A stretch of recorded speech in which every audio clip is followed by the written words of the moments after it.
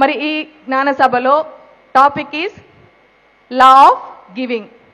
ఇస్తే న్యాయపరంగా, ప్రకృతి నియమాల ప్రకారంగా, విశ్వ నియమాల పరంగా మనకి ఏమి లభిస్తుంది, అవి ఏ ఏ రూపాల్లో మనకు అందుతాయి అనేదాన్ని మరి పెద్దలందరూ మనకు తెలియజేస్తారు.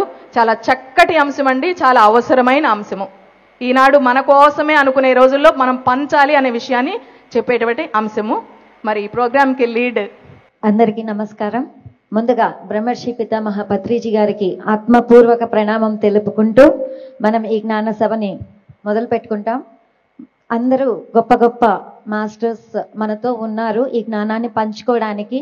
లా ఆఫ్ గివింగ్ అనేది మొట్టమొదటిగా పిరమిడ్ స్పిరిచువల్ సొసైటీకి వచ్చాకే నేను విన్నాను. ఫస్ట్ టైం పంచితే పెంచబడుతుంది. అంతవరకు నేను జీవితంలో వినలే. 35 years తర్వాత నేను ధ్యానంలోకి వచ్చా. అంటే నాకు 35వ సంవత్సరం నేను ధ్యానంలోకి వచ్చా. అప్పటి వరకు వినని మాట పంచితే పెంచబడుతుంది. అంటే పంచాలి అనేది కూడా మనకి నేర్పలేదు. బేసిక్ నాలెడ్జ్ కూడా మనకి నేర్పలేదు మన చదువు కానీ మన ఇది కానీ జ్ఞానం అనేది పంచాలి అనేది జ్ఞానపరంగా చెప్పారు. కానీ ప్రతి దానిలో కూడా ఈ నియమం అనేది పర్ఫెక్ట్గా ఇది చేస్తుంది. ఎందుకంటే ఇది ప్రకృతి నియమాల్లో, విశ్వ నియమాల్లో ఒకటి కాబట్టి. సో మనము ఏదైతే ఇస్తామో అదే మనకి లభిస్తుంది. ఇది మనం వింటూనే ఉన్నాం. అండ్ మనము తిరుపతిలో ఇంత గొప్ప ప్రోగ్రాం చేసుకుంటున్నాం. ఎక్కడ చూసినా మనకి కొండ ఎక్కేటప్పుడు ధర్మో రక్షతి రక్షితః అని కనిపిస్తూనే ఉంటాయి. ఏంటి ఆ ధర్మము అంటే, మన పత్రిగారు జ్ఞాన నవరత్నాల్లో దానమే ధర్మము అని చెప్పారు. సో ఆ ధర్మమే పుణ్యము అని కూడా చెప్పారు. సో ఇలాగా మనం ధర్మంలో ఉండాలంటే దానం చెయ్యాలి. ఏం దానం చెయ్యాలి, ఎందుకు దానం చెయ్యాలి, ఏం ఇవ్వాలి, మనము ఇవ్వడం అంటే అసలు ఏంటి, ఇది దీనిల గురించి మనం తెలుసుకుంటే, మన అనుభవపూర్వకంగా మనం మాట్లాడుకుంటే మనము జీవితంలో ఎంత ఎదగచ్చు అనేది మనం తెలుసుకోవచ్చు. మన జీవితం ఆనందంగా, సుఖమయంగా, సక్సెస్ఫుల్గా మనం జీవించాలంటే ఈ నియమాలు మనం తెలుసుకోవాలి. మ్యాండిటరీ అంటే మనము జీవిత శాస్త్రం మనం నేర్చుకోవాలంటే ఈ లాస్ అన్నీ, అంటే ఈ నియమాలన్నీ మనం అర్థం చేసుకోవాలి. అందులో ఒక ముఖ్యమైన నియమమే ఈ లా ఆఫ్ గివింగ్ అన్నది, ఇవ్వడం అన్నది. దాని గురించి మనం డీటెయిల్డ్గా తెలుసుకుంటాము. సో అసలు ముందుగా ఇవ్వడం అంటే ఏంటి, ఏమి ఇవ్వాలి, ఎందుకు ఇవ్వాలి, ఎలా ఇవ్వాలి, ఇవి మనం ఫస్ట్ తెలుసుకుంటాం. ఆ తర్వాత మనం ఇది ఎలా మన జీవితంలో పరిగణిస్తుందో మనం తెలుసుకుంటాం. సో ఇలాంటి క్వశ్చన్స్కి సార్ జగపతి రాజు గారు మీరు మాట్లాడితే బాగుంటుంది. వండర్ఫుల్. అందరికీ నమస్కారం. బ్రహ్మర్షి పత్రిజీకి, ఆత్మబంధువులందరికీ నా ప్రణామాలు. ఈ లా అంటే అదేదో కాదు, మన జీవన సూత్రం, అతి ముఖ్యమైన జీవన సూత్రం. మనం ఏమిస్తామో దాన్ని పొందుతాం. What you give out you get back. మనం ఏమిస్తాము, మన దగ్గర ఏముందో అది ఇస్తాం. మన దగ్గర ఏముందనేది చాలా ఇంపార్టెంట్. మనకి ఏం కావాలో అది కోరితే రాదు, మనం ఏం కావాలో అది కోరుకుంటే రాదు. మనం ఏమిస్తామో అది వద్దన్న వస్తుంది. ఇది లా. అయితే ఈ మధ్యనే నేను నిన్న ఒక మన భారవి గారు పత్రిజీని ఇంటర్వ్యూ చేస్తున్నప్పుడు ధ్యానానికి పెట్టుబడి ఉండాలా అని అడిగారు జేకే భారవి గారు. అడిగితే పత్రిజీ అన్నారు ఉండాలి అన్నారు. పెట్టుబడి ఉండాలా అంటున్నారు ఆయన. పెట్టుబడి ఉండాలి, నీ సమయమే పెట్టుబడి. సమయం నువ్వు పెట్టుబడి పెడితే నువ్వు ఆ శక్తిని నువ్వు పొందుతావు. ఏదైనా నువ్వు ఇస్తేనే కదా వస్తుంది. శ్రద్ధావాన్ లభతే జ్ఞానం. శ్రద్ధ అనేది పెట్టుబడి, జ్ఞానం అనేది రాబడి. శ్రద్ధ నువ్వు పెడితే జ్ఞానం నీకు వస్తుంది. నువ్వు ఇవ్వాలి దేనికని. సృష్టి నియమం ఏంటంటే నువ్వు ఇస్తేనే వస్తుంది, ఇవ్వకంటే ఇది రాదు. ఒక బావిలో నీరు ఎవరికైనా ఇస్తుంటే ఆ బావిలోకి నీరు కొత్తగా వచ్చి చేరుతుంది. ఆ బావి ఎవరికి ఇవ్వలేదు, ఇంక నీటి ఊట రాదు. ఒక మొక్కనున్న పువ్వులు అందరికి ఆ మొక్క ఇస్తూ ఉంటే ఇంకా డజన్ల కొద్దీ అది వస్తూ ఉంటాయి. అది దాని దగ్గర ఉంచుకుంటే ఇంక రాదు. ఇది సృష్టి నియమం. అందుకనే మనిషి పరిణామంలో కోతి నుంచి మనిషి తయారయ్యాడు అంటారు కదా, డార్విన్ సిద్ధాంతం. కోతి భూమి మీద నడవడం మొదలుపెట్టిన తర్వాత పరిణామం చెంది అది మనిషి అయింది అంటారు. మనిషి అయినప్పుడు ఏమైంది అంటే మనిషిలోకి మనసు ప్రవేశించింది. మనసు ప్రవేశించిన తర్వాత ఇంకా అక్కడి నుంచి ఎదగడం ఆగిపోయింది. మనిషి వికాసం చెందలేదు, పరిణామం చెందలేదు, అక్కడే ఆగిపోయింది. మనసు ఏం చేస్తుంది అంటే అడుగుతుంది, ఇంకా కావాలి, ఇంకా కావాలి, ఇంకా కోరుతూ ఉంటా మనం కోల్పోతూ ఉన్నాం. ఈవేళ సమస్య అంతటికీ కారణం ఏంటంటే మనిషి తనకి కావాలని కోరుకుంటున్నాడు తప్ప తను ఏం చేయాలి అది చేయడం లేదు. తను చేయవలసింది చేస్తే తనకి కావాల్సింది వస్తుంది. లావోడ్జు ఏం చెప్తారంటే, ఎంత అద్భుతమైన మాట లావోడ్జు ఏం చెప్తారంటే, నువ్వు కావాలని కోరుకుంటే 1 పొందడానికి 100 కోల్పోతావు. అలా కాకుండా నువ్వేమి ఇవ్వగలవు అది ఇస్తే 10,000 పొందుతావు. ఈ 1000 అంటే డబ్బులు అనుకోవద్దు. నాకు కావాలి అని నువ్వు కోరుకుంటే 1 పొందుతావు. ఆ 1 పొందడానికి నువ్వెంతో కోల్పోవాల్సి వస్తుంది. అలా కాకుండా నువ్వేమి ఇవ్వగలవు అది ఇస్తే నీకు 10,000 అనేక రూపాల్లో నీకేమి అవసరమో అది వస్తుంది. ఇది సృష్టి నియమం. ఇదంతా ఎందుకు మాట్లాడుతున్నాము అంటే ఇది నియమం. నాకు కావాలి అనే చేస్తూ ఉంటాం. అది నెక్స్ట్ సెషన్లో మాట్లాడుకుందాం. అర్థం చేసుకోవాల్సిన అతి ముఖ్యమైనది ఏంటంటే మనం ఇస్తూ ఉంటే తెలియని దిగంతాల నుంచి మనం పొందుతూ ఉంటాము. ఏమి ఇవ్వాలి అంటే మన దగ్గర ఏముందో అది ఇవ్వాలి. మనం ఏమి ఇవ్వాలో, మనకేం పొందాలో పొందడం కోసం కాదు, మనం ఏమి ఇవ్వగలమో అది చేస్తుంటే నీకు ఏది అవసరమో అది ఆ సృష్టి నీకు అందజేస్తుంది. Thank you sir, thank you so much. So మనము ఏమి ఇచ్చినా కూడా ఎలా ఇవ్వాలి అంటే ఇచ్చే వాళ్ళకి తీసుకునే వాళ్ళు ఉన్నప్పుడే ఇచ్చే వాళ్ళు ఇవ్వగలరు. ఇచ్చే వాళ్ళు ఎంత ముఖ్యమో తీసుకునే వాళ్ళు కూడా అంతే ముఖ్యము. మనమేమో ఇవ్వడానికి రెడీగా ఉంటాం, కానీ తీసుకునే వాళ్ళు ఎవరు? తీసుకునే వాళ్ళు ఎంత గొప్పవాళ్ళు అసలు. కాబట్టి ఆ ఇచ్చేవాళ్ళు తీసుకునే వాళ్ళు సమంగా ఉండాలి, ఇద్దరు ఉండాలి, ఇద్దరికి ఆనందం ఉండాలి. అప్పుడే ఆ ఇవ్వడంలో తీసుకోవడంలో బ్యాలెన్స్ అనేది ఉంటుంది. So thank you sir, thank you so much. ఇవ్వడము తీసుకోవడం అనేది చాలా అద్భుతంగా చెప్పారు. అండ్ ఇప్పుడు మనము పురాణాల్లో దీని గురించి ఏమైనా ప్రమాణాలు ఉన్నాయా? మనమే మాట్లాడుకుంటున్నామా, లేకపోతే పురాణాల్లో కూడా దీని గురించి ఏమైనా ప్రమాణాలు ఉన్నాయా అని మారం శివప్రసాద్ గారిని అడగాలనుకుంటున్నాను. పరమ గురువులు సదానంద యోగీశ్వరులకి, బ్రహ్మర్షి పితామహ పత్రిజీకి, ఇక్కడ ఈ వెంకటేశ్వర స్వామి సన్నిధిలో ఈ ధ్యాన యజ్ఞానికి హాజరైనటువంటి మహానుభావులందరికీ ఆత్మ ప్రణామాలు. తొలి కృతయుగంలో 3 అడుగుల దానం ఇవ్వమని మహావామనుడు బలి చక్రవర్తిని అడిగాడు. అందుకు శుక్రాచార్యుడు రాక్షస గురువు అడ్డుపడితే, ఈయన మహావిష్ణువు అని మీరు చెబుతూ ఉన్నారు, వీరు మహావిష్ణువు అయినప్పుడు ఆయనకు 3 అడుగుల నేల దానం ఇవ్వడం కంటే నా జన్మలో నేను పొందగలిగిన మహద్భాగ్యం ఏముంది అంటాడు బలిచక్రవర్తి. ఒక కాలు భూమి మీద, మరొక కాలు ఆకాశంలోనూ పెట్టి 3వ పాదాన్ని ఎక్కడ పెట్టమంటావు అంటే నా తల మీద పెట్టమని సర్వం సమర్పణ చేస్తాడు బలిచక్రవర్తి. రాక్షసులని యుద్ధంలో జయించడానికి సరైన ఆయుధము లేదు అని మునులు, ఋషులు, దేవతలంతా కూడా దధీచి మహర్షిని అర్థించినప్పుడు, లోక కళ్యాణ కార్యక్రమం కంటే ఈ శరీరం గొప్పది కాదు అని తన శరీరంలోని వెన్నెముకని ఆయన తృణప్రాయంగా ఇచ్చేసి శరీరాన్ని వదిలేస్తాడు. ఆ దధీచి మహర్షి వెన్నెముకతో వజ్రాయుధం తయారవుతుంది. అది రాక్షసులని తుత్తినీలు చేస్తుంది. దుర్యోధను యొక్క అనుగ్రహం వల్ల కర్ణుడు అంగరాజు అవుతాడు. కానీ దాన కర్ణుడు అని పేరు వచ్చింది, కానీ దాన దుర్యోధనుడు అని రాలేదు. ఇంద్రుడు అతడిని పరీక్షించడానికి వస్తాడు. వచ్చి ముందు సుయోధను దగ్గరికి వెళ్తాడు. దానికి ముందే ఒక వారం రోజులు ఏనుగు తొండాలతో దారులు కురిసేటారా ఆ హస్తినాపురంలో వర్షం పడుతుంది. వర్షం పడి మిద్దెలు, మేడలు అంతా భూమి అంతా కూడా గొప్పగా తడిచిపోతుంది. ఏదైనా ఆరాలి అంటే కొన్ని వారాలు పడుతుందేమో అన్నంత వర్షం వచ్చింది.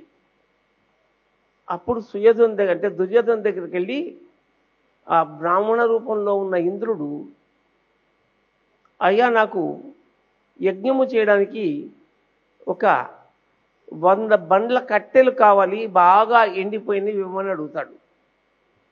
అప్పుడు సుయోధనుడు అంటాడు, వారం రోజులు ఇంత గొప్ప వర్షం వచ్చింది, ఇప్పుడు ఎండు కట్టెలు ఎక్కడి నుంచి వస్తాయి, నీకు మడులు కావాలా మాన్యాలు కావాలా అడుగు ఇస్తాను అంటే, నాకు ఆ ఎండు కట్టెలు తప్ప మరేమీ వద్దు అంటాడు.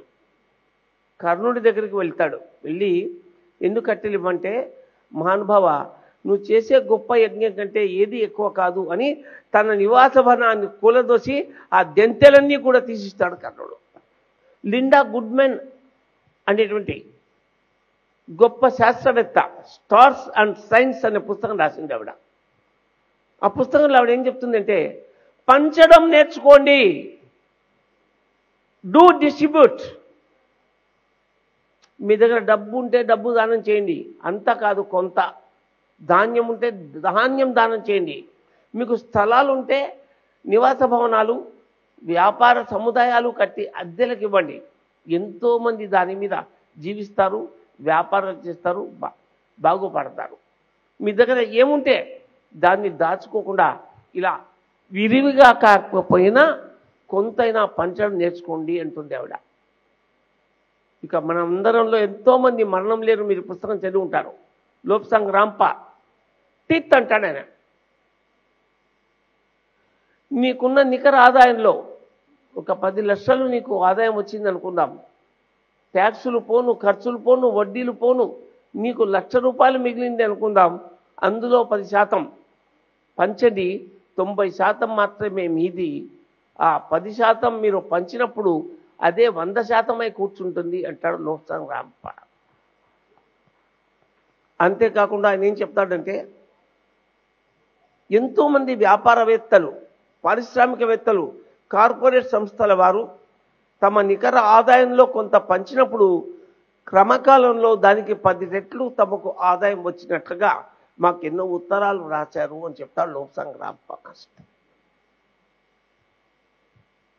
ఈ విధంగా ఇందాకే మహానుభావుడు మరి ఇవ్వడంలో ఉన్న గొప్పతనం నుంచి ఈ అద్భుతమైనటువంటి లా ఆఫ్ గివింగ్ సబ్జెక్టుకు తగినట్లుగానే ద్రౌపది గురించి చెప్పాడు. అది వింటూ ఉంటే ఎంత కాకతాళీయంగా ఆ సబ్జెక్టు మనకంటే ముందు వచ్చింది అనిపించింది నాకు.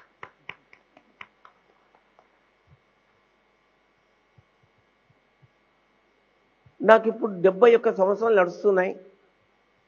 ఈ 71 సంవత్సరాల్లో ఆహారము దొరకలేదు. నేను ఒక్క రోజు కూడా, ఒక్క పూట కూడా, ఒక్క గంట కూడా గడపలేదు. నేను అడవిలో ఉన్నా నాకు ఆహారం వచ్చి చేరింది. ఎందుకు వచ్చింది? మా ఇంటికి ఎవరు వచ్చినా, మా అమ్మ కానీ నాన్న కానీ ఇంటికి వచ్చిన వాళ్ళకు కాఫీయో, టిఫినో, భోజనమో, పండో, పులం ఇవ్వకుండా పంపలేదు. మా ఊరు కర్నూలు జిల్లా ఆత్మకూరు శ్రీశైలం పోయే రూట్లో ఉంది. అక్కడి నుంచే మా ఊరికి 8 కిలోమీటర్ల దూరం నుంచి అడవి స్టార్ట్ అవుతుంది. ఆ కాలంలో నాకు గుర్తున్నది ఇది 1962, 63, 64 ప్రాంతాల్లో. అంటే నాకు 7-8 సంవత్సరాల వయసున్నప్పుడు విషయం చెబుతున్నాను. అప్పట్లో ప్రయాణ సాధనాలు గొప్పగా లేవు. ఎవరైనా జడ్జీలు వచ్చినా, పోలీస్ ఆఫీసర్లు వచ్చినా, మరి ఇంకా కలెక్టర్లు వచ్చినా, ఎవరు వచ్చినా కూడా సరైన వసతి సదుపాయాలు లేవు అక్కడ. మా ఇంటికి వచ్చేవారు వాళ్ళు ఆహారం తీసుకోవడానికి, పడుకోవడానికి. ఎవరైనా సాధువులు మా ఊరికి వచ్చారంటే ఎవరింటికి భోజనం ఎక్కడ దొరుకుతుంది అని అడిగితే మారం రామచంద్రయ్య గారింటికి వెళ్ళు అని చెప్పేవారు. నాకు 8 ఏళ్ల వయసు అప్పుడు నాకు బాగా గుర్తు. ఇంత మధ్యాహ్నం 12-12:30 ప్రాంతంలో మా ఇంటి పక్కనే హార్డ్వేర్ షాప్ ఉండేది. 2 సాధువులు వచ్చారు. వస్తే మా నాన్న అయ్యా అనేవాళ్ళం. మా అయ్య ఏమన్నాడంటే, రేపు ప్రసాదు అమ్మకి వెళ్ళి చెప్పు, 2 సాధువులు వచ్చారు భోజనానికి అని చెప్పు. మా అమ్మకు 16 మంది పిల్లలు, అందులో 4 పోయారు, 12 మంది బతికారు. 7 మంది ఆడపిల్లలు, 5 మంది మగపిల్లలు. నేను 7వ వాడిని. మా అమ్మకు కడుపులో ఒక పిల్ల, సంకలో ఒక పిల్ల, చేతిలో ఒక పిల్ల. మా ఇంట్లో మా మేనత్త ఉండేది, వంటావిడ ఉండేది. ఆ రోజు ఇద్దరు ఊళ్ళో లేరు. ఇంకే ఇద్దరు సాధువులు వచ్చారు అని చెప్తే అమ్మ బాగా అలసిపోయింది. 7 నెలల్లో 8 నెలల్లో గర్భిణి. నాయన మీ నాన్నకు చెప్పు, నాకు ఒంట్లో చేత కాలేదు, ఈరోజు వాళ్ళిద్దరికి హోటల్లో అన్నం పెట్టించమను అని చెప్పింది. నేను వెళ్ళి నాన్నకు చెప్పాను, అయ్యా అమ్మాయి ఇలా చెప్తుందంటే మీ అమ్మకు చెప్పు, నా భాగం అన్నం వాళ్ళకి పెట్టమను, నేను వెళ్ళి హోటల్లో తింటా అన్నాడు ఆయన. అంటే అంత ధర్మశీలులు కనుకనే నాకు నా జీవిత కాలంలో ఎప్పుడూ ఆహారం దొరకక ఇబ్బంది పడే సందర్భాలు, క్షణాలు రాలేదు. పెద్దవాళ్ళ పుణ్యం పాపం పిల్లలకు వస్తుంది అంటారు. అదే బుద్ధి మాకు వచ్చింది. నేను చేసిన వాటి గురించి చెప్పుకోవాలని కాదు. ఇస్తేనే ఇవ్వబడుతుంది, పంచితే పెంచబడుతుంది, దాచుకుంటే దోచుకోబడుతుంది. ఇది విశ్వ న్యాయం. డబ్బు ఉన్నవాడు డబ్బు ఇవ్వాలి, జ్ఞానం ఉన్న వాళ్ళు జ్ఞానం ఇవ్వాలి, ఉద్యోగాలు ఇవ్వగలిగే వాళ్ళు ఉద్యోగాలు ఇవ్వాలి, వ్యవసాయం పొలం కౌలుకి ఇవ్వగలిగిన వాళ్ళు కౌలుకి ఇవ్వాలి. ఏది ఉంటే అది ఇవ్వడమే విశ్వ మానవ సూత్రంగా మన పెద్దవాళ్ళు చెప్తారు. ఇలా ఉదాహరణలు చెప్పుకోవాలంటే కృతయుగం, త్రేతాయుగం, ద్వాపరయుగం, కలియుగం ఎన్నో చెప్పుకోవచ్చు. మరి పత్రిజీ యొక్క చెప్పిన ప్రకారం 2012 డిసెంబర్ 21వ తారీఖు మధ్యాహ్నం 12 గంటల నుంచి ఈ భూమిపైన సత్యయుగం ప్రారంభమైంది. ఇదే విషయాన్ని 13వ శతాబ్దంలో శ్రీపాద శ్రీవల్లభులు దత్తాత్రేయ స్వామి మొదటి అవతారం వారు కూడా చెప్పారు. సత్యయుగం ప్రారంభమవుతున్న క్షణాలు ఇవి. ఇప్పుడు కొంతకాలం న్యూట్రల్ స్టేట్, తటస్థ కాలం ఉంది. ఒక 400-500 సంవత్సరాల తర్వాత ఈ తటస్థ కాలం పోయి సత్యయుగం ప్రారంభమవుతుంది అని. ఒకసారి పత్రిజీని ఒక ఆవిడ వచ్చి అడిగింది, స్వామి మీరు 2012లోనే జ్ఞానమహాయాగంలో చక్రంలో సత్యయుగం ప్రారంభమైంది అని చెప్పారు. అలా మీరు చెప్పి 3-4 ఏళ్ళు అయింది, కానీ సత్యం ఎక్కడుంది? మరింత దోపిడీలు పెరిగాయి, మనభంగాలు పెరిగాయి, హత్యలు పెరిగాయి, ఎక్కడుంది సత్యయుగం అంది ఆవిడ. అంటే పత్రిజీ అన్నాడు, సత్యయుగం గురించి మాట్లాడుతూ ఉన్నావు, నువ్వు సత్యంలో ఉన్నావా అని అడిగాడు. ఆవిడ దగ్గర ఏ సమాధానం లేదు. నువ్వు సత్యంగా ఉండడం ముందు అలవాటు చేసుకో, సత్యంతో జీవించు. పచ్చకామెర్ల వారికి లోకంతా పచ్చగా కనబట్టు, నీకు కూడా సత్యం కనబడుతుంది. అప్పుడు నువ్వు సత్యంతో ఉండడం నేర్చుకో. అలా మనందరము కూడా ప్రతి ఒక్కరము సత్యంతో ఉన్నప్పుడు ఆ ధర్మనీతి ప్రపంచంలో గొప్పగా ఉంటుంది. నా అంచనా ప్రకారం 2034 డిసెంబర్ 30 కంతా కూడా ఈ ప్రపంచంలో సగం మంది ధ్యానం చేస్తారు. అదే 2034 డిసెంబర్ 31 పొద్దునకంతా మొత్తం ప్రపంచంలో అందరూ ధ్యానం చేస్తారు అని నా యొక్క ఆలోచన, నా యొక్క అవగాహన అన్నారు పత్రిజీ. ఒకసారి ఎలాగో చెప్పగలవా అన్నారు. కాసేపు కళ్ళు మూసుకుని నేను ధ్యానం చేసి కళ్ళు తెచ్చి చెప్పాను, స్వామి నాకెవరో వచ్చి చెవిలో చెబుతూ ఉన్నారు 2034 డిసెంబర్ 30 సాయంత్రానికి ప్రపంచంలో సగం మంది ధ్యానం చేస్తే, అదే 31 పొద్దున 10-11 లోపల ప్రపంచంలో అందరూ ధ్యానం చేస్తారంటే ప్రతి ఒక్కరూ ఇంకొకరికి ధ్యానం చెప్పుతారు కనుక అందరూ ధ్యానం చేస్తారు. అటువంటి ఆశతో, అటువంటి నిబద్ధతతో, అటువంటి ఆలోచన సరళితో తన దగ్గర ఉన్న జ్ఞానాన్ని ఈ ప్రపంచమంతా తిరిగి ధ్యానం ఎవరైనా చేయవచ్చునని, ఎప్పుడైనా చేయవచ్చునని, ఎక్కడైనా చేయవచ్చునని, ఎంతసేపైనా చేయవచ్చునని, ధ్యానం అంటే శ్వాస మీద ధ్యాస అని, అరగంట ధ్యానం అరచేతిలో వైకుంఠమని, ధ్యానం చేసేవారే దేవతలని, దేశాన, నగరాన, పట్టణాన, పల్లెల్లో, కొండల్లో, కోనల్లో, ఆటవిక గూడాల్లో, నక్సలైట్ల మధ్యన, టెర్రరిస్టుల మధ్యన ప్రజల ముందుకు ఇంటింటికి ధ్యానాన్ని తీసుకొచ్చున్నారు బ్రహ్మర్షి పితామహ Patriji and pyramid spiritual society. కనుక లా ఆఫ్ గివింగ్ అనే దానికి ఈ భూమి మీద ఎవరైనా ఈ కాలంలో గొప్పవారు ఉన్నారు మొదటివారంటే అవి పిరమిడ్ మాస్టర్లు మాత్రమే. Thank you. సో మనం పురాణాల్లో నుంచి తెలుసుకున్నాం ప్రమాణాలు. ఇప్పుడు ఉపనిషత్తుల్లో నుంచి సార్ మీరు ప్రొఫెసర్ కాబట్టి మీరు ఏమైనా ఇంకా మాకు ఉదాహరణలు చెప్తే బాగుంటుంది. కళ్యాణాద్భుతగాత్రాయ కామితార్థప్రదాయినే శ్రీమద్వేంకటనాథాయ శ్రీనివాసాయ తే నమః. ఓం నమః ప్రణవార్థాయ శుద్ధజ్ఞానైకమూర్తయే నిర్మలాయ ప్రశాంతాయ దక్షిణామూర్తయే నమః. ప్రపంచ శాంతి కోసం పిఎంసి వాళ్ళు తలబెట్టినటువంటి ధ్యాన మహాయజ్ఞంలో జ్ఞానబోధ చేయడం అనేటువంటిది ఒక అద్భుతమైనటువంటి కార్యక్రమం. ఈ కార్యక్రమంలో పాల్గొనేటువంటి అవకాశం కలుగజేసినటువంటి నిర్వాహకులకు అందరికీ ధన్యవాదాలు తెలియజేస్తూ,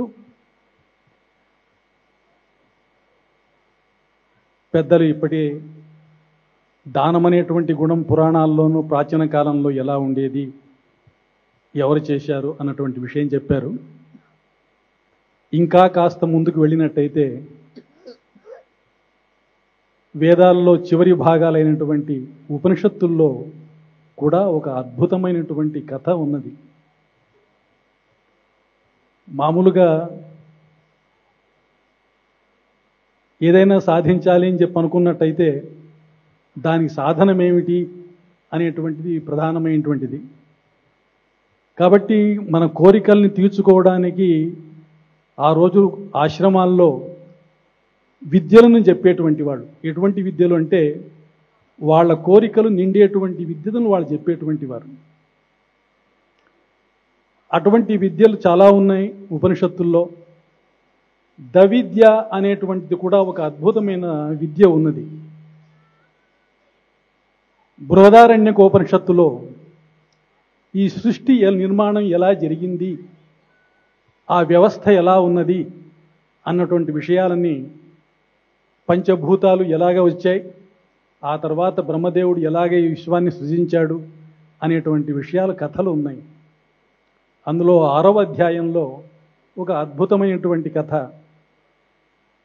బ్రహ్మర్షి పితామహ బ్రహ్మ సృష్టిని చేసినటువంటి మహాభావుడు అన్నిటినీ సృష్టించాడు, మనుషుల్ని సృష్టించాడు.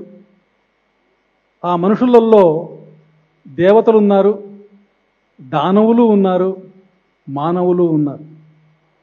వీళ్ళందరినీ తన ఆశ్రమంలో విద్య నేర్పించాడు. దానవులు దైత్యులు అంటే మీరు భయపడి రాక్షసులని వాళ్ళు వేరే అనుకోబాకండి. వాళ్ళందరూ కూడా ఒకే ప్రజాపతికి పుట్టినటువంటి వాళ్ళు. దితిపుత్రులు దైత్యులు, అదితిపుత్రులు ఆదిత్యులు. కాబట్టి మనలోనే మంచి చెడు రెండూ ఉన్నాయి కనుక మంచికి చెడుకి కూడా భగవంతుడే సృష్టించాడు. అందువల్ల వాళ్ళని తన పెంచిన తర్వాత విద్యాభ్యాసం చేశాడు. చేసిన తర్వాత వాళ్ళల్లో కొంతకాలం చదువుకున్న తర్వాత వాళ్ళకి అనిపించింది, మా లక్ష్యాన్ని చేరడానికి ఏది సులభమైనటువంటి మార్గమో, ఒక మంత్రమో విద్యనో చెబితే బాగుంటుంది అనే ఉద్దేశంతో బ్రహ్మదేవుడి దగ్గరికి వెళ్ళి అడిగారట. మా ఉన్నత స్థితికి ఏదైనా ఒక చిన్న మంత్రం చెప్పండి సులభంగా. అంటే ఈ రోజుల్లో మనం కూడా ఉత్తమమైన స్థితికి చేరుకునేటువంటి ధ్యానం అనేటువంటిది ఏ సులభం చెప్పామో, మానవుని మనస్సు అప్పుడు ఎప్పుడు ఒక్కటిగానే ఉంటుంది అని సులభమైన పద్ధతిని అడిగితే బ్రహ్మదేవుడు అన్నాడట, నీకు దా అని ఇస్తున్నా తీసుకోపో. ఇప్పటిదాకా మీకు జ్ఞానం చెప్పాను, ఇప్పుడు దా అనే విద్యను చెప్తూ ఉన్నా, తీసుకెళ్ళమన్నారట. అప్పుడు దేవతలు అన్నారట, అర్థమైంది స్వామి అన్నారు. ఏం అర్థమైంది మీకు అన్నారట. అప్పుడు బ్రహ్మదేవుడు చెప్పాడు, వీళ్ళు చెప్పారు దా అంటే దమ అనేటువంటి అర్థం. దమ అంటే ఏమిటి? మీరు అష్టాంగ యోగాల్లో శమ దమ అనేటువంటి మాటలు ఉపయోగిస్తారు. మీ ఇంద్రియ నిగ్రహాన్ని కలిగి ఉండేటువంటి దాన్ని దమం అంటారు. మీరు దా అంటే దమ్య అని మీరు మాకు ఉపదేశించారు. ఎందుకు మాకు ఉపదేశించారు? దేవతలు కదా, దేవతలు ఎందుకు అవుతారు? మనమందరం కూడా ఏం కావాలని కోరుకుంటున్నాము? స్వర్గం కావాలని కోరుకుంటాం.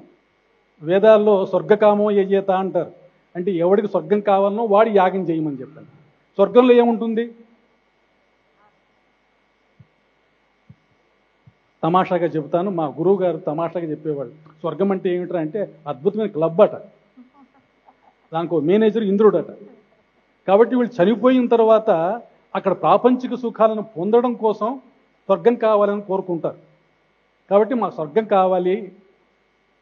దేవతలందరూ కూడా స్వర్గకాములు కాబట్టి, సుఖలాలసులు కాబట్టి మీరు ఇంద్రియ నిగ్రహాన్ని కలిగి ఉండాలి అనే ఉద్దేశంతో దమ అనేటువంటి దా అక్షరాన్ని ఇచ్చాను అన్న. ఇప్పుడు అర్థమైంది. శబాష్, నేను అనుకున్నటువంటి అర్థాన్ని మీరు తీసుకున్నారు, మీరు ముందుకెళ్ళండి అని. ఆ తర్వాత కొంతకాలం అయిపోతే రాక్షసులు వచ్చారు. మాకు కూడా ఒక సులభమైనటువంటి విద్యను ఏమైనా చెప్పండి స్వామి, ఏం చెప్పన్నారు. అప్పుడు స్వామి చెప్పాడు, దా, అదే దా. కొంతసేపు అయిన తర్వాత అడిగాడు, నేను చెప్పిన దాకి మీకు అర్థమైందా అని చెప్పని. అయింది స్వామి అన్నారు. ఏమిటది అన్నారట. దానవులు అంటే క్రూరులు కదా, ఈ ఇతరులను హింసించేటప్పుడు మనం అంటాం రాక్షసులాగా పనిచేస్తున్నాడు. కాబట్టి రాక్షసులకి క్రూరత్వం ఉంటుంది. కాబట్టి రాక్షసులు దయ కలిగి ఉండండి అని నేర్చుకునేటువంటి దానికి దా విద్యను ఇచ్చాను. ఒకటే దా, దేవతలకు ఇచ్చింది ఒకటే, రాక్షసులకు ఇచ్చింది ఒకటే. వీళ్ళని చూసి మానవులు కూడా పోయారు. నాన్న మాకు ఒక వరం ఇయ్యి, మాకు ఒక మంత్రం ఇయ్యమని చెప్పాను. మీకు దా విద్యని తీసుకోండి అన్నారు. అంటే అప్పుడు అన్నట ఆయన, అర్థమైందా నేను చెప్పింది? అర్థమైంది. ఏమిటి? ఎప్పుడు నాకు కావాలి అది కావాలి ఇది కావాలని కోరుకోవడమే మనుషుల యొక్క తత్వం. కాబట్టి అది కాకుండా దానం చెయ్యండి. దానం చెయ్యమనేటువంటి అర్థంతో దా అనేటువంటి మంత్రాన్ని ఇచ్చాను, మీరు ఉపయోగించుకోండి. సో ఈ దా అనేటువంటి విద్య దేవతలకేమో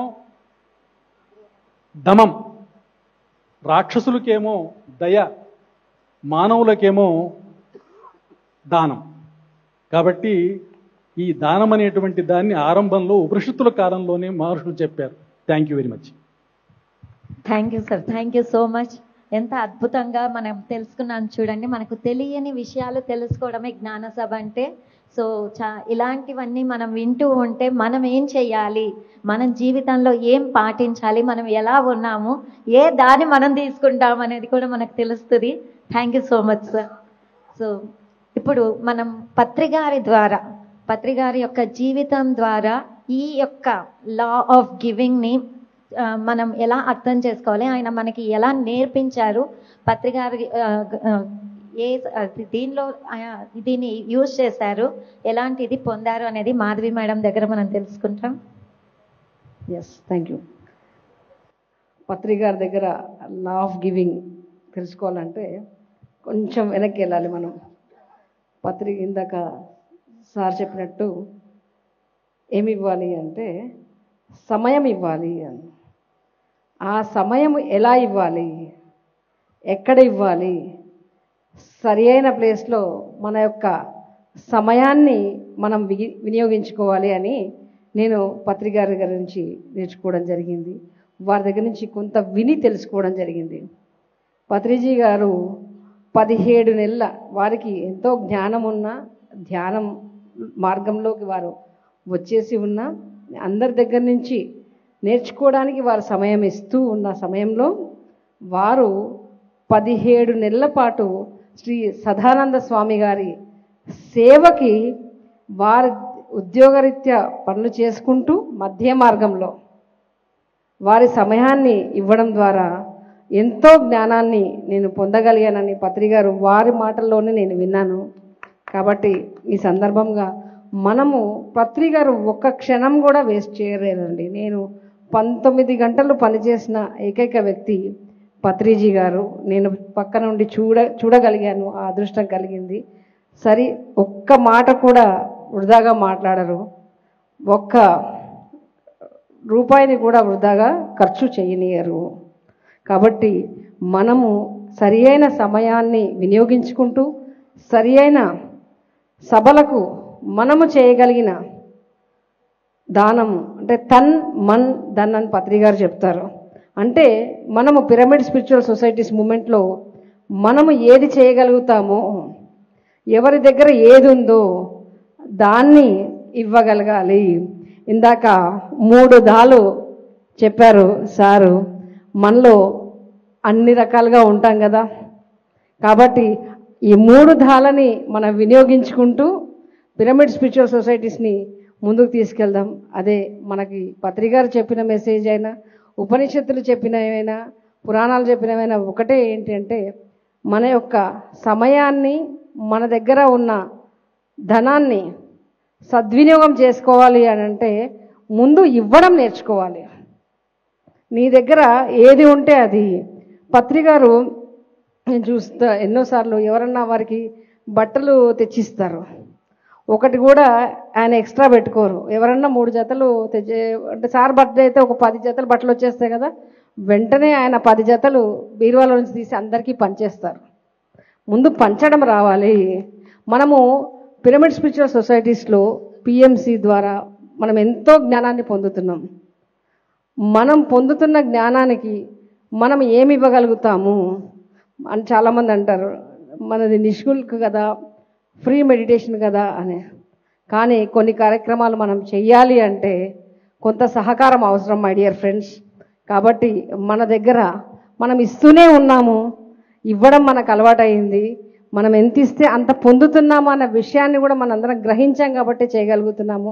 ఈ సందర్భంగా ఈ యొక్క కార్యక్రమానికి సహకరించిన ప్రతి ఒక్కరికి ధన్యవాదాలు. Thank you madam. So friends, మనం అనుకుంటాము ఇవ్వడం అంటే డబ్బులు మాత్రమే ఇవ్వగలము అని, కానీ డబ్బులు కాకుండా ఇంకా ఎన్నో ఇవ్వచ్చు మనము. సో మనము ఒకరిని చూసి ఒక చిరునవ్వు ఇచ్చామంటే వాళ్ళు మళ్ళీ మనకి చిరునవ్వే ఇస్తారు. మనం కోపంగా చూసామంటే వాళ్ళు మళ్ళీ మనల్ని కోపంగానే చూస్తారు. సో ఏమిస్తే అది వస్తుంది అని ప్రకృతి ప్రతి సెకండు ప్రతి నిమిషం మనకి చెబుతూనే ఉంది, నువ్వు ఏది ఇస్తే అదే వస్తుంది అనేది. అండ్ మనం అనుకుంటాము మనం 10,000 రూపాయలు డబ్బులు ఇస్తే మళ్ళీ మనకు 1000 రూపాయలు వస్తుంది, అండ్ మనము ఏమిస్తే అది వస్తుంది. అట్లా కాదు. ఇది మనము డబ్బులు ఇస్తేనే డబ్బులు వస్తుంది అని కాదు. మనము ఎన్నో ఇవ్వగలము. మన ప్రేమను ఇవ్వగలము, మనం ఆప్యాయతను ఇవ్వగలము, మన సహకారాన్ని అందివ్వగలము, నేనున్నానన్న ధైర్యాన్ని కలిగించడము, మన మాటని మనము ఇవ్వగలము. మనం నోరు తెరిచి మాట్లాడుతున్నాం, మన అనుభవము. ఎంతోమంది ఇన్స్పైర్ అయ్యి ధ్యానం చేసి వాళ్ళ జీవితాలని బాగుపరుచుకుంటున్నారు. అలా ప్రతిదీ కూడా మనము ఇంకా ఏమి ఎదురు చూడకుండా మనము రిటర్న్ ఇది చెప్పడం వల్ల మనకేదో వస్తుంది అని కాకుండా చెప్పాలి, ఇది నా ధర్మం, నేను తెలుసుకున్నాను, నేను ఆనందంగా ఉన్నాను, 10 మంది ఆనందంగా ఉండాలి. మన పిరమిడ్ స్పిరిచువల్ సొసైటీస్ మూమెంట్లో మాత్రమే ఇలాంటి భావనతో ఇస్తున్నారు మాస్టర్స్. సో మనమందరం ఎంతో గొప్పగా తయారు చేశారు పత్రికారు. ఎటువంటి ఎదురు చూపు లేకుండా కేవలం సేవా దృక్పథంతో చేస్తున్నారు. ఇలాంటి గొప్ప మాస్టర్స్ మధ్య మనం ఉన్నాము. సో ఇప్పుడు గీతా మేడం గారిని ఒక ప్రశ్న, ఈ ఇవ్వడం ద్వారా అనుభవపూర్వకంగా తన జీవితంలో జరిగిన మార్పుల గురించి తను చెప్పాలని కోరుకుంటున్నాను. Yes madam. Thank you madam. ముందుగా బ్రహ్మర్షి తమ సుభాష్ పత్రిజీ సార్ వారికి పాదాభివందనాలు చేస్తూ, అమ్మ స్వర్ణమాల మేడం వారికి కూడా పాదాభివందనాలు చేస్తూ, వేదిక మీద ఉన్నటువంటి గ్రాండ్ మాస్టర్స్ అందరికీ నమస్కరిస్తూ, నా ఆత్మ బంధువులందరికీ నమస్కరిస్తూ, నిజంగా పిఎస్ఎస్ఎంలో మన పిఎంసి వాళ్ళు తిరుపతి శక్తి క్షేత్రంలో ఇలాంటి వేదిక నాకు ఇచ్చినందుకు వాళ్లకు కోటి కోటి ధన్యవాదాలు చెప్పుకుంటున్నానండి. ఇవ్వడం నేను తల్లిదండ్రుల నుండి నేర్చుకోలేదండి. ఇవ్వడం అంటే ఎలా ఇవ్వాలి, ఇస్తే ఏమొస్తుంది, ఇవేం నేర్చుకోలేదు. నేను ఈ ధ్యానానికి వచ్చింది కూడా మా cousin sister Nageshwari madam Bellary వాళ్ళ నుండి. నేను కళ్ళతో చూసింది పత్రి సార్ని, ఆయన నేర్చుకునేది కూడా ఆయన నుండే. ఆయన జేబులో 1 రూపాయి ఉండదు, కానీ ఆయన ఆనందం ప్రతి క్షణం ఆయన ఆనందంతో ఉండేవాళ్ళు. ఆ జ్ఞానం పంచాలి, ప్రతి ఒక్కళ్ళు ధ్యానం చేయాలని ఒక మహాసంకల్పం ఆయనలో చూసేదాన్ని. అంటే డబ్బే మెయిన్ అనుకునే వాళ్ళకు కూడా ఏదైనా చేయొచ్చు అన్నదాన్ని ఆయన దగ్గర నుండి నేర్చుకున్నాను. ఆయన నేను కళ్ళతో చూసేదాన్ని. ఎవరైనా వచ్చి ఆయనకు ఒక కవర్లో నేను చూసానండి, కవర్లో ఆయనకి ఇలా డబ్బు ఇవ్వగానే అందులో ఏముంది అని కూడా చూడకుండా పక్కన ఎవరు ఉన్నారని కూడా, అంటే ఆయనకు తెలుసు ఆ డబ్బు అవసరం ఎవరికి ఉంటుందో వాళ్ళని పిలిచి మరీ ఇచ్చేవాళ్ళు. నాకు అప్పుడు అనిపించేది ఆ కవర్లో ఎంత ఉంది ఏముంది అని కూడా చూడకుండా ఇచ్చేస్తున్నారు కదా అని. అప్పుడు చూశానండి, నేను ఇవ్వడంలో నేర్చుకున్నాను. ఆ ఇవ్వడంలో నేర్చుకోవడంతో నా లోపల ఉండే స్వార్థం వెళ్ళిపోయింది. అంటే ఇచ్చిన దానం, ఈ కుడి చేతి నుండి ఇచ్చిన దానం ఎడమ చేతికి తెలియరాదంటారు కదండి. అంటే క్షణాల్లో మన మనసు మారిపోవచ్చు. అందుకే మనం ఇవ్వాలని లోపల నుండి రాగానే ఇచ్చేస్తారు. అది నేను సార్ దగ్గర నుండి చూశానండి. ఆ ఇవ్వడంతో మనలో ఉండే అహంకారం తొలగుతుందండి. అది కూడా నేను చెవి చూశానండి. అంటే ఇస్తూ వెళ్తూ ఉంటే వస్తుంది కదా అని ఏ రోజు అనుకోలేదు. నేను ఊరికి ఇవ్వడం నేర్చుకున్నాను సార్ దగ్గర నుండి. అది ఎలా వచ్చేదంటే, ఇప్పుడు సార్ చెప్పారు కదా, ఏనుగు తొండంతో వర్షం కురిపిస్తే, అంటే మనం ఒక నిస్వార్థంగా అక్కడ ఒక విశ్వ కళ్యాణానికి ఇస్తున్నామనే ఒక భావన. ఇప్పుడు చూడండి, మనం ఇక్కడ వచ్చాం, తిరుమలకి వెళ్తున్నాం, మొక్కుబడి అనేసి హుండీలో వేస్తున్నాం, ఆయనకి ఎన్నో కోరికలు కోరుకుంటున్నాం. ఆ డబ్బు ఎక్కడ వెళ్తుంది? అసలు దేవుడు అడుగుతున్నారా? ఎందుకు అడుగుతున్నారు? ఎందుకు వేస్తున్నాం? ఒక్కసారైనా మనం ఆలోచన చేసామా? అంటే హుండీకి డబ్బులు వేస్తే మన కోరికలన్నీ తీరిపోతాయా? అంటే ఇది ఎందుకు చెప్తున్నానంటే అండి, మా ఇంటి దేవుడు వెంకటేశ్వర స్వామిని మేము పెద్ద హుండీలు పెట్టేవాళ్ళమండి. ఇప్పుడు పెట్టట్లేదండి. ఆయనకి ఎక్కడ అవసరమో మన చేతి ద్వారా, ఈ దేహం ద్వారా వెళ్ళాలని ఒక మహాసంకల్పాన్ని తీసుకున్నానండి నేను. ఎంతోమంది బళ్ళారిలో మాస్టర్స్ కూడా హుండీ పగలగొట్టి పిరమిడ్ల నిర్మాణానికి ఇచ్చారండి. కలెక్షన్కి వెళ్ళినప్పుడు మేము చూసాం. మరి ఎందుకు భయం? ఆయన ఏది కోరుతున్నారో అదే చేస్తున్నాం కదా మనం. అలా చేసేటప్పుడు ఎందుకు భయం ఉంటుందండి? ఇంకా మనం ఏమనుకున్నామో అవన్నీ జరుగుతాయండి. నా జీవితంలో కూడా అలాగే జరిగిందండి. ఇస్తూ వెళ్ళడం నేర్చుకున్నాను. అంటే ఒక ఎగ్జాంపుల్, ఇది ఇప్పటి వరకు ఎవరికి తెలీదు, ఈరోజు చెప్పాలనిపిస్తూ ఉందండి. మారం సార్ బళ్ళారికి వచ్చినప్పుడు పతాంజలి పిరమిడ్లో శక్తి ప్రహరీ గోడ గురించి, పిరమిడ్ నిర్మాణం గురించి చెప్తున్నారు, పునర్నిర్మాణం గురించి. ఆ రోజు నాకు లోపల నుండి అనిపిస్తూ ఉందండి, తీసిచ్చేయి, నీది అనేది ఏదన్నా ఉంటే తీసిచ్చేయి. నాది ఏంటి? నాదన్నీ నా భర్త ఇచ్చినవి, నా పిల్లలు ఇచ్చింది, నాదంటే ఏముంది అని నన్ను నేను చూసుకుంటున్నానండి. చూసుకుంటుంటే ఉన్నట్టుండి నా దృష్టి నా గాజు పైన పోయిందండి. అది నా అత్తవారు ఇచ్చింది, అంటే అది నా సొత్తు అనేసి అందరు ధ్యానంలో ఉన్నారు. వెళ్ళి ఒక గాజు తీసి వెళ్ళి ఆయన జోబులో పెట్టేసి వచ్చి ధ్యానంలో కూర్చున్నానండి. తర్వాత సూర్యనారాయణ సార్ అన్నారు, ఏంటి నువ్వు చేసిన పని అని. అంటే సార్ వీళ్ళు ఇవ్వాలనుకున్నా, అంటే ఆయన మాకు నేర్పించిన జ్ఞానం అలాంటిదండి. Great master Suryanarayana sir. ఆ తర్వాత అన్నాను, సార్ అది నాకు ఎందుకో ఇవ్వాలనుకున్నాను సార్ అని. ఇచ్చేసాను, మర్చిపోయానండి. దాని గురించే మర్చిపోయాను. ఇంట్లో కూడా తెలియదు, ఇప్పటి వరకు కూడా తెలియదు, మర్చిపోయానండి. కానీ ఏ కర్తాళ్ళకైతే నేను ఇచ్చానో నెక్స్ట్ ఇయర్ కర్తాళ్ళకు మా అబ్బాయి నాకు గిఫ్ట్ అని 4 బంగారు గాజులు చేయించారండి. అది కూడా సత్యవతి మేడం అనేసి ఆవిడే బంగారు షాప్ నుండి తీసుకొచ్చి నాకు కర్తాళ్ళలోనే వేసుకున్నానండి. ఇది ఎందుకు చెప్తున్నానంటే, ఏదో ఆశించి ఇవ్వలేదు నేను. ఒకటే నా భాగ్యం, అది నా భాగ్యం వచ్చింది ఆ పిరమిడ్కి ఇవ్వడానికి. ఇస్తే కదా ఆ ఒక లోపల ఉండే ఆత్మ ఆనందంతో పులిగిస్తూ ఉందండి. ఎందుకంటే ఏ రోజైనా నేను దాన్ని చూసినప్పుడు, నాది కూడా చిన్న, చూడండి రాముడు చిన్న సేవకే ఆ ఉడతను ఎలా తల నిమిరాడో అది శాశ్వతంగా కథల రూపంలో ఉందండి. మరి మనం కూడా చిన్న సహాయం ఏమి అడుగుతున్నారండి పత్రిజీ మన దగ్గర నుండి? ఆయన ₹1 ఆశించడం లేదు. కానీ ఆయన నిర్మించిన PSSM నిలబడాలంటే మనమే కదండి దానికంతా నిలబడి చేయాలి. ప్రతిదీ మనది, మన ఇంటిది. ఇది ఆయన ఎక్కడ పేరు ఉంటుందో అది మనది అని తెలుసుకున్నప్పుడు మనకు తెలియకుండానే మన లోపల నుండి ఇవ్వగలుగుతామండి. అలా ఇచ్చినప్పుడు అది ఉంచుకోదండి. ఏది ఉంచుకోదు. అందుకే అన్నారు లా ఆఫ్ గివింగ్ అని. ఎలా గివింగ్ ఇస్తామో రిసీవింగ్ కూడా ఉంటుందండి. మనకు తెలియకుండా వెళితే ఒక్కటి వెళితే సార్ చెప్పారు 100 రెట్లుగా మనకు వస్తుందండి. అలా నా జీవితంలో ఎన్నో జరిగాయండి. ప్రతి ఒక్కళ్ళది మన పిఎస్ఎస్ఎం.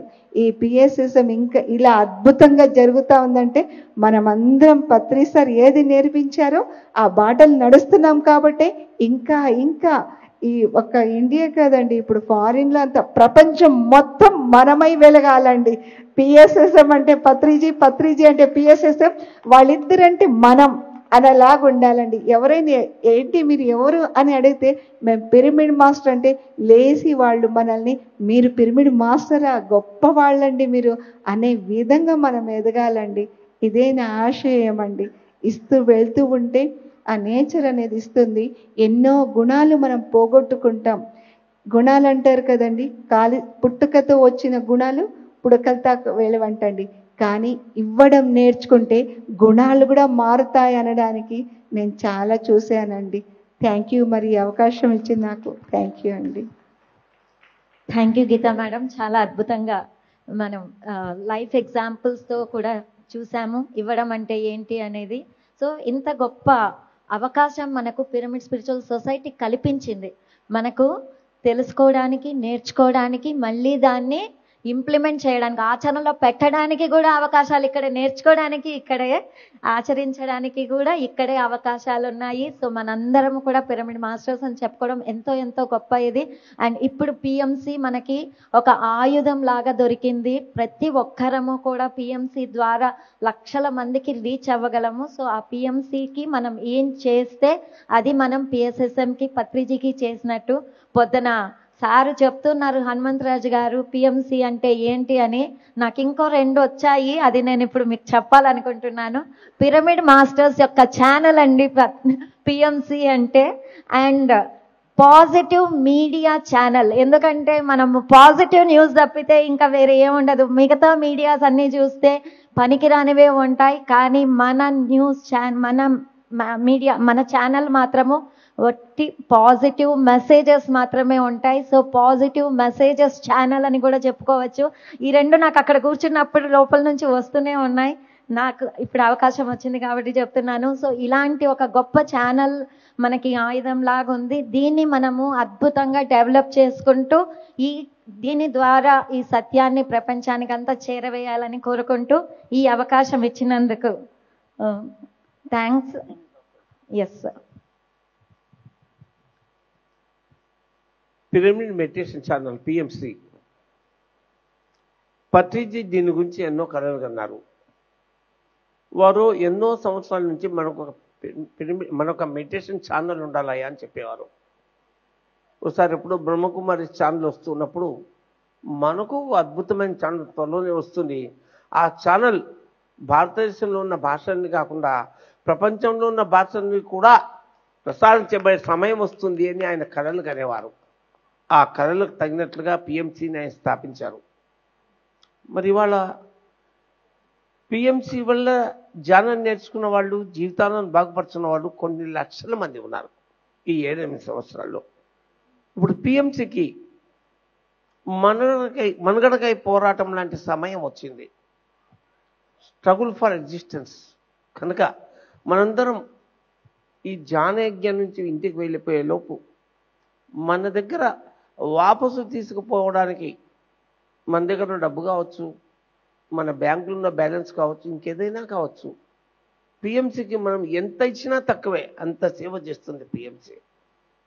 కనుక ఈ లా ఆఫ్ గివింగ్ అనేటువంటి విషయం, ఈ యొక్క చర్చా వేదిక మనందరికీ కూడా ఒక అద్భుతమైనటువంటి ఇవ్వాలి అనేటువంటి ఆలోచనని 100కి 100 రూపాయలు కల్పించాలి. జ్ఞానప్రచారం చేయడానికి వెళ్ళినప్పుడు కొంతమంది చక్కగా ప్రవచనాలు చెప్తారు, మరికొంతమంది డబ్బు ఇస్తారు, మరికొంతమంది బ్రోదర్లు కొట్టించిస్తారు, మరికొంతమంది సేవ చేస్తారు. మేము కార్ఖానాలో ప్రచారం చేసేటప్పుడు పత్రిజీ దాదాపు 15 సంవత్సరాల పాటు మా కార్ఖానాకు ఎన్నోసార్లు వచ్చేవారు. సంవత్సరంలో మా ఇంటికి కూడా ఎన్నో 100 సార్లు వచ్చారు. మేము ఆ ప్రోగ్రాంలను ఏర్పాటు చేసినప్పుడు నా జీవితంలో ఎప్పుడు తెలియను ఒక చెట్టు కూడా అక్కర్లేదు, పోల్ ఎక్కి నేను బ్యానర్లు కట్టాను. నేను గుండు సూదులు పెట్టాను బ్యానర్లకి. ఎందుకు చేసాము నువ్వు పని? మనం ఏమి చేయగలుగుతాం అది చెయ్యాలి అనేది. కనుక పిరమిడ్ మెడిటేషన్ ఛానల్ని ఈ సూర్యుడు చంద్రుడు ఉన్నంత కాలం మనం కాపాడుకోవాలి. దానికి మనం చేయగలిగినటువంటి ప్రతి సేవను చేయాలని నేను మనసా వాచా కర్మణ కోరుతున్నాను. Thank you, thank you, thank you. Thank you sir, thank you so much. మరి ఈ స్టార్స్ని అందరినీ కూడా, పిరమిడ్ మాస్టర్స్ అందరినీ కూడా మనం సత్కరించుకుందామండి. డిఎస్పి బాలరెడ్డి గారిని కూడా ఒకసారి వేదిక మీదకి రావాల్సిందిగా కోరుచున్నాం. అలాగే వైస్ చైర్మన్ అయినటువంటి శ్రీ సంగీతం బాబు గారిని రావాల్సిందిగా కోరుచున్నాం. డాక్టర్ రాయల్ మల్లేశ్వరి గారిని మన మహిళలకి సత్కరించవలసిందిగా కోరుచున్నాం. అందరూ కరతాళ ధ్వనులతో మన గౌరవ వందనం తెలుపుకుందామండి. ఎంతో అద్భుతంగా వారు ఎన్నో సేవలు అందించారు. వారి జీవితాన్ని కూడా గురువు యొక్క సేవకు